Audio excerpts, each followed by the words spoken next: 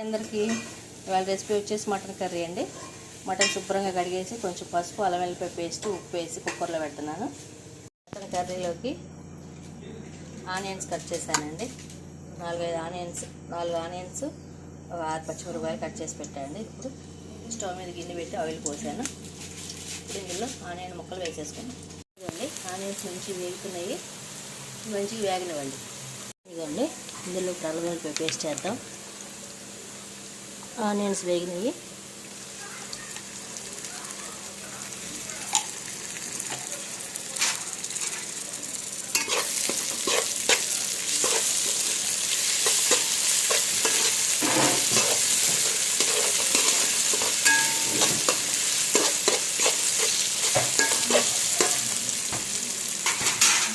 అల్లం వెల్లిపాయ పేస్ట్ వాసన పోయిందాక, కొంచెం పచ్చి వాసన పోయిందాక ఉంచుకోవచ్చు. ఇప్పుడు ఇందులో మటన్ వేసేస్తాం.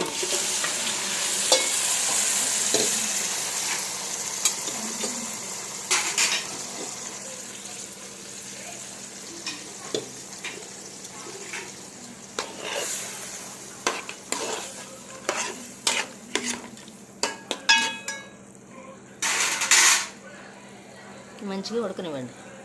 ఇవ్వండి మటన్ వేసి కొంచెం కొత్తిమీర, కరివేపాకు కూడా వేసేసేయండి.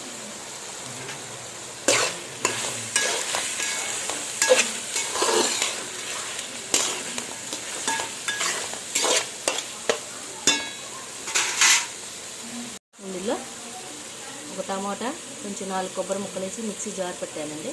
అది ఇందులో పోసేసుకోండి.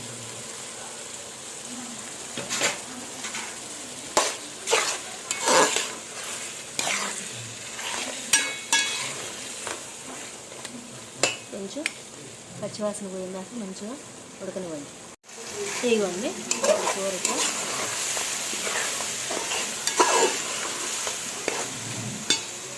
మంచిగా ఇదంతా ఇట్లా ఎగిరిన తర్వాత వాటర్ పోసేసుకోండి.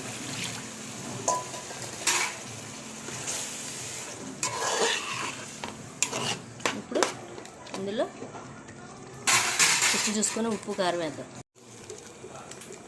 ఇందులో కొంచెం గరం మసాలా,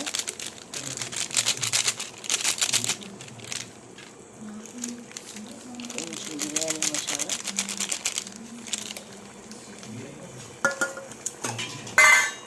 కొంచెం ఇంట్లో మనం పట్టుకున్న మసాలా అండి.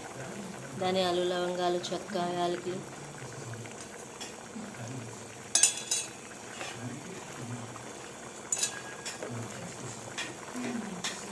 కారం,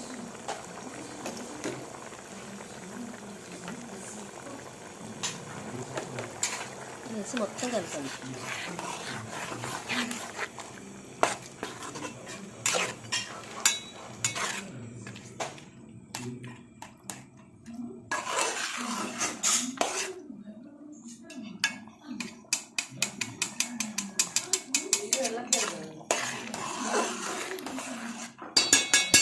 మంచిగా ఇప్పుడు ఉడకనివ్వండి.